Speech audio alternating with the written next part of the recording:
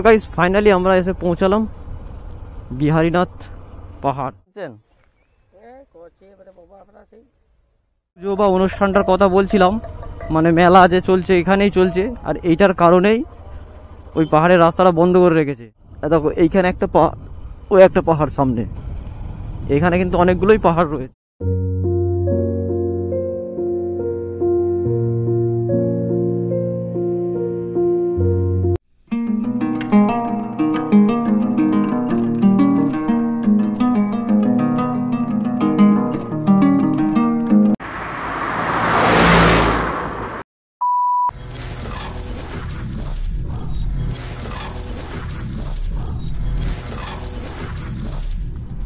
তো guys finally আমরা এসে পৌঁছালাম বিহারীনাথ পাহাড়। এই দেখো এরা কি করছে, দেখো এখানে এই কি হচ্ছে।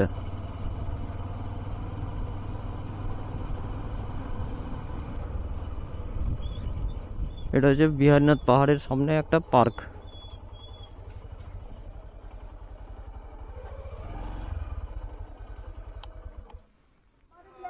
তো গাইস ফাইনালি আমরা এসে পৌঁছালাম বিহারীনাথ পাহাড়।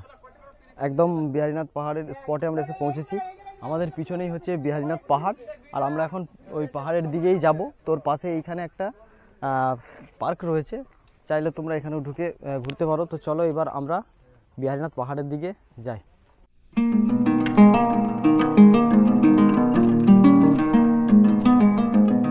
তো গাইস এই হচ্ছে রাস্তা পাহাড়ে যাওয়ার জন্য। কাকা এই যে লাঠি নিয়ে দাঁড়িয়ে আছে এখানে। তো গাইস পাহাড়ের রাস্তা ধরে আমরা একটুখানি ভিতরে এলাম, বাট পাহাড়ের উপরে যাওয়া কিন্তু এখন সম্পূর্ণভাবে বন্ধ আছে। তার কারণ হচ্ছে এখন শিবরাত্রির মেলা চলছে এই পাহাড়ের পাশেই, এই দিকে শিবরাত্রির মেলা চলছে। তার কারণে পাহাড়ের রাস্তা এখন বন্ধ করে রেখেছে, পাহাড়ে ওঠাটা সম্পূর্ণভাবে বন্ধ করে রেখেছে। আর এই মেলাটা মোটামুটি 4 দিন ধরে চলে, এবং এই মেলায় প্রচুর মানুষকে খাওয়ায়। আর এই যে এই রাস্তাটাই কিন্তু পাহাড়ে যাচ্ছে, বাট এখন কিন্তু উপরে ওঠাটা সম্পূর্ণভাবে বন্ধ আছে। আর এবং এই দেখো এই যে কাকা রয়েছে, এই কাকাই আমাদেরকে কিন্তু এই ব্যাপারটা বলল। তো আমরা যেটা বুঝতে পারলাম, মানে এই পাহাড়ে ওঠা যায়, বাট এই সময়টাই কিন্তু বন্ধ আছে। তার কারণ হচ্ছে এই মেলাটা চলছে বলে মেলার মানুষ এসে ভিড় করবে এখানে। এবং কিছু মানুষ আছে যারা কি বলবো, তারা এই সমাজকে খারাপ করে, তাদের কারণে অন্য মানুষকেও ভুগতে হয়। তো চলো কতটা আমরা যাই, গিয়ে দেখি, চলো তোমাদেরকে দেখাই।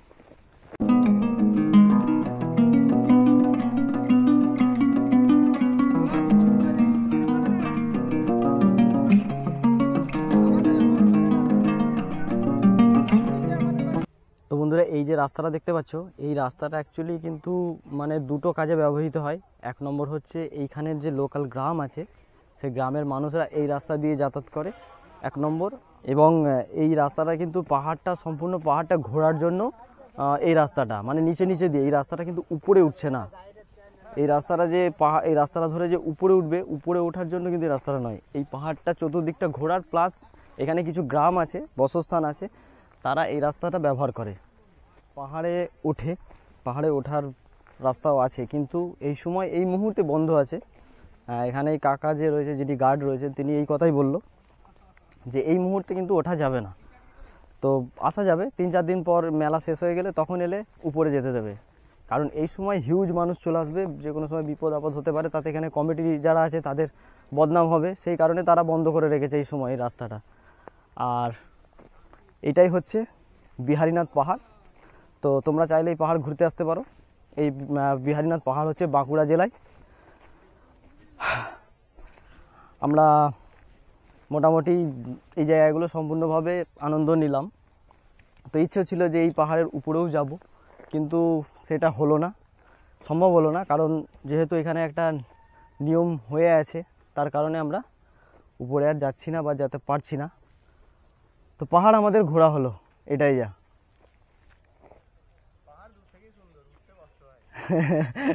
একদম ঠিক কথা, পাহাড় দূর থেকেই সুন্দর, উপরে উঠতে কষ্ট।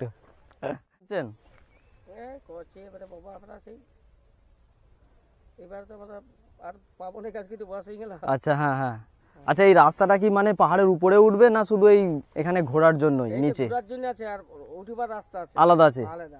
এইটা সোজা রাস্তা হবে, আমাদের এগুতার রাস্তা আছে। আচ্ছা আচ্ছা, আমাদের স্থানীয় লোককে নিতে হবে। তোমরা তো জানবে না। হ্যাঁ হ্যাঁ হ্যাঁ হ্যাঁ হ্যাঁ। একদিন নিয়ে গেলে তার সবই দেখতে পাওয়া যাবে। ওটাও তাই। আর এখানে মোটামুটি বছরে কিরকম মানুষ আসে ঘুরতে? বহুত বহুত বহুত মানুষ আসে। ও, তো তাহলে তোমরা শুনলেই কাকার মুখেই, কাকা এখানে থাকেন, ইনি গার্ডে আছেন। তো কীরকম কি ব্যাপারটা একটু জানতে পারলে। তো চলো আর কি করব, বাইরে বেরিয়ে যাই এবার। তো গাইজ, ওই যে পুজো বা অনুষ্ঠানটার কথা বলছিলাম, মানে মেলা যে চলছে এখানেই চলছে, আর এইটার কারণেই ওই পাহাড়ের রাস্তাটা বন্ধ করে রেখেছে। কারণ এই মেলায় তো প্রচুর ভিড় হয়, আর এই মেলার মানুষ ওখানে পাহাড়ে চলে গেলে প্রচুর মানুষ যদি পাহাড়ে উঠতে চায় তাতে কিন্তু বিপদ হতে পারে। তার কারণে ওই রাস্তাটা বন্ধ করে রেখেছে, পাহাড়ে ওঠা ওই জন্য এখন বন্ধ আছে। নাহলে এমনি টাইমে উঠতে পারে, মানে আগামী 2-3 দিন পর থেকে রাস্তা খুলে দেবে আবার। আর এখানে একটা মেলা চলছে দেখতে পাচ্ছ।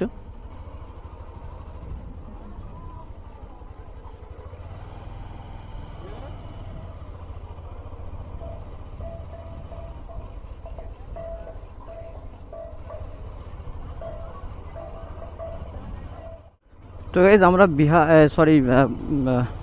বিহারীনাথ পাহাড়ের এক প্রান্ত থেকে প্রবেশ করলুম, আর পাহাড়েরই এক প্রান্ত দিয়ে আমরা এক্সিট করব, বেরিয়ে যাব। তো অ্যাকচুয়ালি আমাদের কিন্তু পাহাড়টা সম্পূর্ণ ঘোরা হয়ে যাচ্ছে, মানে পাহাড়ের চতুর্দিকটা আমাদের ঘোরা হয়ে যাচ্ছে। দেখো এইদিকে পাহাড়ের আমাদের চতুর্দিকটা কিন্তু ঘোরা হয়ে যাচ্ছে।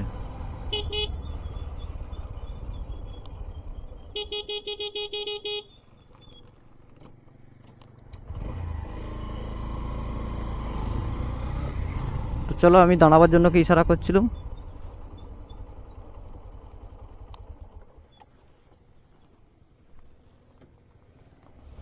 বাই বাই বিহারীনাথ, তুমি ভালো থেকো, সবার জন্য আশীর্বাদ করো, তোমার সঙ্গে যারা দেখা করতে আসবে তাদের জন্য আশীর্বাদ করো।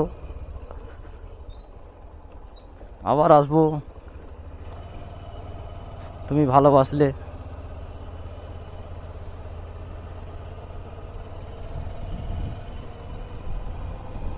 তো বন্ধুরা, ফাইনালি আমাদের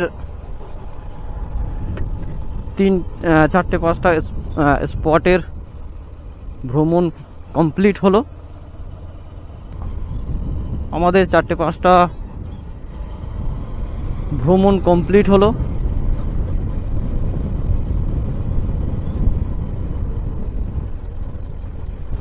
গড়পঞ্চকোট পাহাড়, পাঞ্চেত ড্যাম, বিহারীনাথ পাহাড়, ও তার সঙ্গে হচ্ছে একটা লেক। মোটামুটি সব কিছুই আমরা দেখলাম এই ভ্রমণে। তো তোমরা কতটা কি দেখলে অবশ্যই কমেন্ট করে জানাবে, কিছু জানার থাকলে অবশ্যই কমেন্ট করতে পারো। আর ভিডিওটা ভালো লাগলে অবশ্যই কিন্তু একটা লাইক দিও, এবং বেশি বেশি করে শেয়ার করো, যাতে আরও সবাই দেখতে পারে, জানতে পারে যে এগুলোর ব্যাপারে। তো আমরা এবার বাড়ির দিকে মুখ নিয়েছি, এবার আমরা বাড়ি যাব। তো আমরা বাড়ি যাব বাঁকুড়া হয়ে, মানে আমরা এখন সোজা বাঁকুড়া সিটির দিকে যাচ্ছি। বাঁকুড়া হয়ে ওখান থেকে বিষ্ণুপুর হয়ে জয়পুর, আরামবাগ, তারকেশ্বর বাড়ি। তো এই হচ্ছে পাহাড়ের পরিবেশ। এটা হচ্ছে আমাদের পিছনে, এটা হচ্ছে বিহারীনাথ পাহাড়, আর সামনে আর একটা আমরা পাহাড় দেখতে পাচ্ছি। আমি যেটা পোস্ট করেছি সেটা হচ্ছে আমার মোটো ব্লগ আছে, এবং তারপরের ব্লগটাই আছে গড়পঞ্চকোট পাহাড় ও পাঞ্চেত ড্যাম। এবং আমাদের তৃতীয় দিনের ব্লগে দ্বিতীয় দিনের ব্লগে যেটা, সেটা হচ্ছে যে মেন আকর্ষণীয় জায়গা হচ্ছে বিহারীনাথ পাহাড় ও তার সঙ্গে ওই লেকটি। দেখো এইখানে একটা একটা পাহাড় সামনে, এখানে কিন্তু অনেকগুলোই পাহাড় রয়েছে দেখার মতো।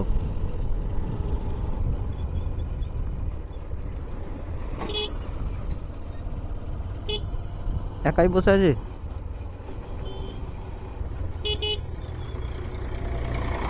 তো গাইস আমরা একদম একটা পাহাড়ের ধার দিয়েই যাচ্ছি, এইদিকে আর একটা পাহাড়,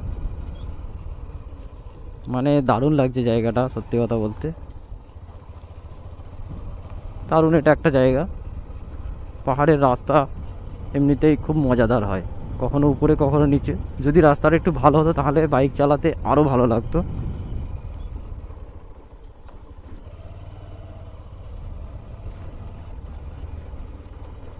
এমনিতেই আমরা বাইক প্রেমিক। এত কত টিলা পড়ে আছে এগুলো।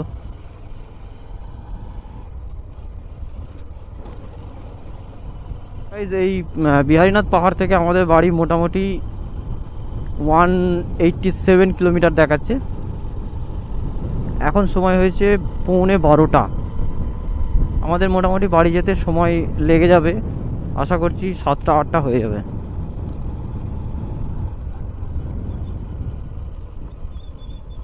এই জায়গাটায় ছোট বড় অনেকগুলোই পাহাড় রয়েছে,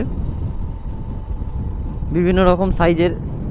কোনোটা, তার মধ্যে বিহারীনাথটাই হচ্ছে সব থেকে বড় পাহাড়, আর বাকি যেগুলো রয়েছে মাঝারি মাঝারি সাইজের অনেকগুলো পাহাড় রয়েছে। আর এখানের মধ্যে যে পাহাড়টা ওঠার যায় সেটা হচ্ছে যে ওই বিহারীনাথটাতে, বাকি সব জঙ্গল হয়ে আছে।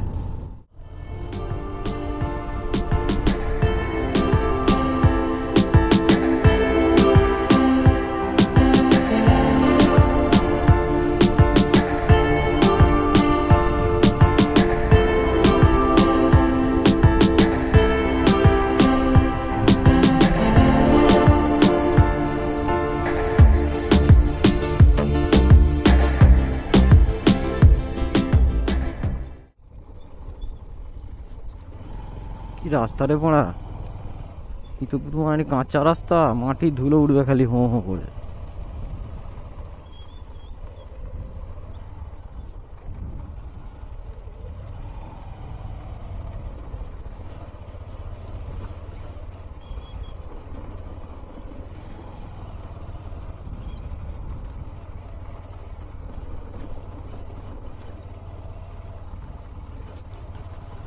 सांस हैरान है।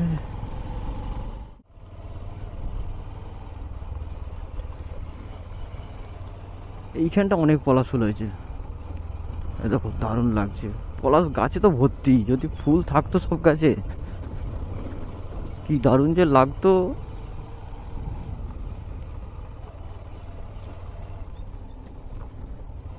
বাইসা বেকি বলে অফরোডিং। দেখো যেমন রাস্তা খারাপ তার উপর আবার উঁচু। বহুত দিন পর লাল মাটির রাস্তা দেখছি, সেই কোন ছোটবেলায় দেখেছিল লাল মাটির রাস্তা, এখন আমরা লাল মাটির রাস্তা দেখছি। তো গাইস ফাইনালি আমরা পেলাম হাইওয়ে রোড, আর এই রাস্তা ধরে এবার আমরা চলে যাব বাঁকুড়া।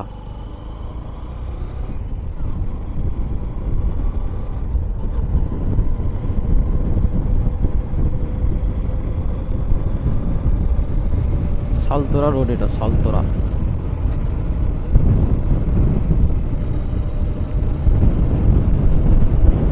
ফাইনালি পার হলাম সালতোরা, আর এটা হচ্ছে পুরুলিয়া রঘুনাথপুর রোড। এখন আমরা যাচ্ছি বাঁকুড়ার দিকে, আর এই রাস্তাটা ভালোই, খারাপ নয়। তাই সোমনাথ একটা স্পিড ধরে নিয়েছে মোটামুটি, দেখতে পাচ্ছি আমি। আর বহুতক্ষণ হয়ে গেল আমরা গাড়ি জোরেই চালাইনি, মানে 30-40, 30-15, 20, 30-40 এরকম স্পিডে আসছিলাম। অফ রোডিং চলছিল তখন আমাদের, এবার অন রোডিং।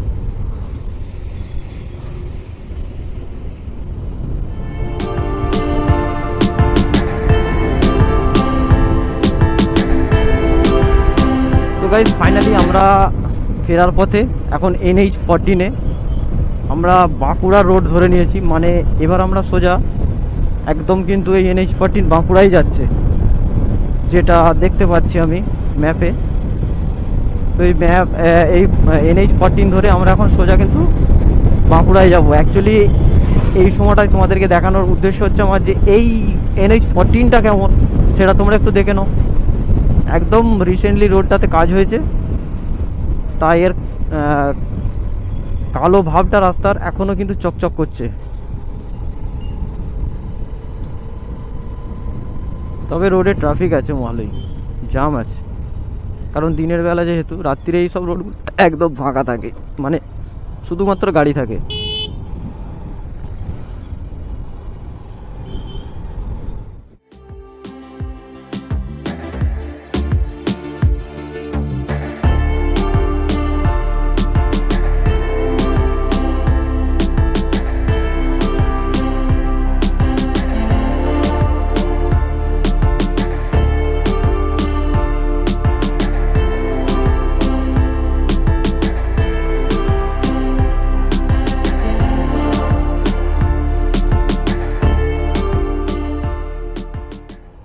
তো গাইজ আমরা এখন বাঁকুড়া সিটি পার করছি।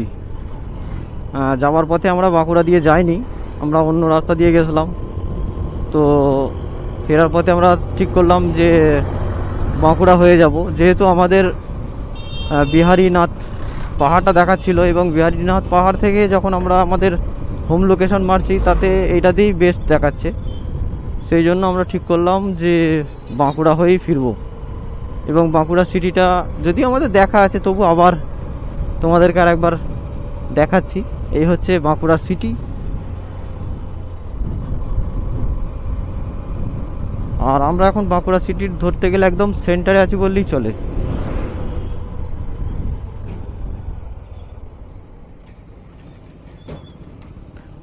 আমরা যতবার গেছি বাঁকুড়া সিটিতে ঢুকিনি, মানে বাঁকুড়ার সাইড দিয়ে বেরিয়ে গেছি। যখন পুরুলিয়া গেছি বা ওদিকে যতবার গেছি, বাঁকুড়া সিটির এক সাইড দিয়ে আমরা বেরিয়ে চলে গেছি। তো এবারে আমরা পুরো একদম সিটি হয়ে যাচ্ছি, যেহেতু আমরা একদিকে ছিলাম আর একদিকে যাব, তাই আমাদের main best road Bankura city হয়েই দেখাচ্ছে, মানে NH14 যেটা বাঁকুড়া সিটি হয়ে যাচ্ছে। আর এই হচ্ছে বাঁকুড়া সিটি। এই দেখো রেড লাইট। তো শহরের মধ্যে যারা নতুন আর কি বেরোবে, তো শহরের মধ্যে যখন বেরোবে রেড লাইটটা অবশ্যই খেয়াল রাখবে। শহরের মধ্যে সবসময় রেড লাইট থাকে, কিন্তু এই জিনিসটা অবশ্যই খেয়াল রাখবে, না হলে কিন্তু যে কোনো সময় বিপদ হয়ে যেতে পারে।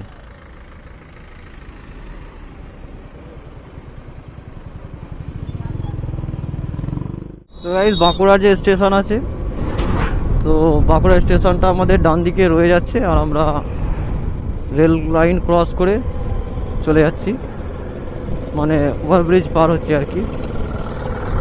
এই যে হচ্ছে বাঁকুড়ার লাইন, ওই ভিতরে হচ্ছে বাঁকুড়া স্টেশন, ওই দূরে ওভারব্রিজের উপর কাজ হচ্ছে, দেখতে পাচ্ছ। Thank you sir. নদী তো পুরো শুকিয়ে একবারে ইয়ে হয়ে গেছে, একটুখানিও জল নেই। দেখো একটুও জল নেই, পুরো শুকনো নদীটা। দামোদর তাই তো, না দ্বারকেশ্বর?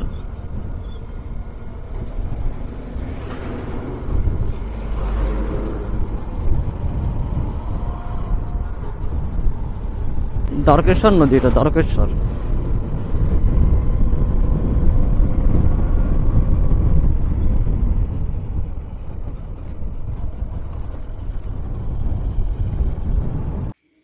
তো গাইজ, এখন সময় হয়ে গেছে সন্ধ্যা 7টা, আর আমি আমার বাড়ি চলে এসেছি।